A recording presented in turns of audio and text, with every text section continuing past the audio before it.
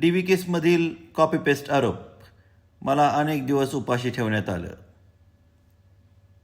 मला मारहाण केली, कोंडून ठेवलं. हा ते काय राजवाड आहे का त्याचं? त्यांनी लांब कुठेतरी कोंडून ठेवलं आणि कोणालाच कळलं नाही. तुमच्याकडे फोन नव्हता, ओरडायचं साधन नव्हतं, तोंडामध्ये काहीतरी होतं. मग असे जेव्हा DVमध्ये आरोप केलेले असतात आणि खाल्लेलं असतं की मला नांदायची इच्छा आहे. कशाला नरकात जाऊन राहायची इच्छा आहे?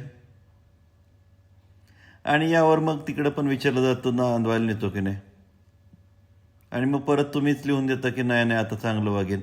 म्हणजे ते उपाशी ठेवण्यापासून, मारहाण केल्यापासून, कोडण्यापर्यंत सगळं तुम्ही केलं हे मान्य करता का?